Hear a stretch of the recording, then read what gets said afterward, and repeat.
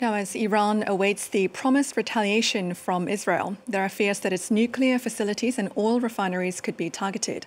US President Joe Biden has rejected the suggestion that Washington would back an Israeli attack on its nuclear sites, but said he was discussing possible Israeli strikes on Iranian oil facilities. Well, we're going to get some perspective and analysis now on what could be next for Israel and Iran. And for that, we can bring in Natasha Hall. She is a senior fellow at the Center for Strategic and International Studies. Thank you so much for joining us on the program.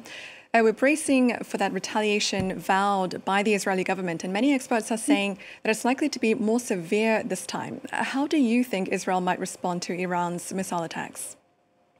Well, I don't think nuclear facilities are necessarily out of play. We've seen the Biden administration said that they would be against that, but it's also not great to sort of broadcast what your plans are. And we've also seen the Biden administration and White House officials say that they're against other actions that Israel has then taken.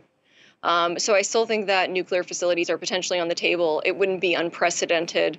Israel has attacked nuclear facilities before in Iran. And so we have to be bracing for that and what the potential Iranian response would be as well. With oil facilities, we could very much see a further spike in oil prices and global oil prices as well. So without a doubt, I think the administration is considering that as well, given there's an election coming up. And what do you think then is the likelihood of this? And what are some other strategic points in Iran that could be targeted? Well, I mean, what Israel has shown in the past year is that it has very high cards in its hand and really has a plethora of options. I mean, what we've seen has really shown where the focus of Israeli intelligence capabilities have been for the past few years, with this pager attack, with this incredible raid into Syrian territory in just the past few weeks to destroy a missiles weapons facility, as well as the Esfahan corridor, very close to a nuclear weapons facility. So I think what it would like to do is to really humiliate Iran and undermine its feeling of safety. And whether or not that's through oil facilities, whether or not that's through actual nuclear installations, there's a variety of targets that it could really probably choose from to really undermine the Iranian regime, including assassinations potentially, which it also has done before.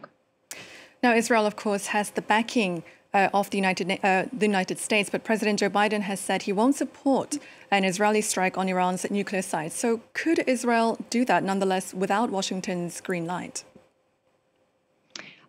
Yes, likely so. I mean, they have, at least after public statements of Biden being against a full-scale invasion of Rafah, being against a full-scale invasion of Lebanon, we've seen Israel go ahead and do both of those things. So I don't see a lot of restraint, whether or not that's a similar restraint behind closed doors with the Biden administration. We can't be sure, but what we do know is that Israel has moved forward even after public statements and red lines by the president. We've seen Israel do this before, somewhat dramatically in 2010 with the Stuxnet virus, which essentially led to the explosion of hundreds of centrifuges in Iran. But they've also assassinated at least 5 nuclear scientists in Iran. So, I mean, all of these things point to a situation where Israel is looking at all of its potential. And I would also say, just from the Iranian strategy, their methods of deterrence have been through their proxy networks like Hezbollah and nuclear. And so if their proxy networks are weakened, as they have been in recent months, then they could be relying more on nuclear in the future. And so I think for Israel, that would be a very tempting target as a result. I want to continue on what you said about the Iranian proxies, because obviously it's becoming a very complicated conflict, due to the fact that all the Iranian proxies are involved. And there are many, regional players at play here. So how do you see the conflict evolving or not in the region? And what are some of the key risks that the region is facing? Well, I think there's the short term and there's the long term. Right now, without a doubt, Israel is showing tremendous and overwhelming force in Lebanon and Gaza, in Syria as well, and even in Iran now. And so, I think at this point, they're on their heels. You see this with Iran trying to be more conciliatory, at least prior to this more recent attack with 180 missiles towards Israel, because they realize that they've been humiliated and they need to regroup and recuperate after all of these tremendous losses. That said, Iran and its proxies play the long game. And so as the United States is impatient to get out of the Middle East and to end these wars, Iran stays and it spreads its influence in places like Iraq and Syria and Lebanon, of course, and it can play the long game. And it's not going to directly confront the United States or Israel on their own terms. It's going to try to confront it asymmetrically because that's the only way that they can actually have victories.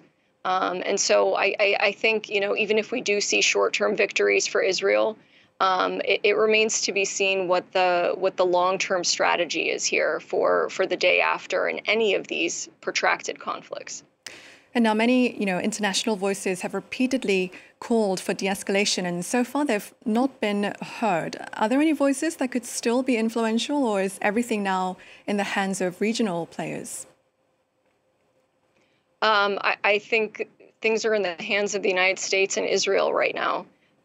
They really have the cards in their hand, and they have a lot of options. We see 2 carrier strike groups in the region and thousands more U.S. soldiers. So they are gearing up for a potential escalation and surely an Israeli response, which might create some kind of regional retaliation. So I think that everyone is really bracing themselves for what might transpire in the upcoming days. But for sure, the international community is going to have to deal with the humanitarian crisis that is currently ensuing. And that's going to be very challenging given the humanitarian crises that we're seeing throughout the world right now. It's just going to be an added strain. All right, Natasha Hall, Senior Fellow at CSIS, thank you so much for sharing your analysis here on France 24.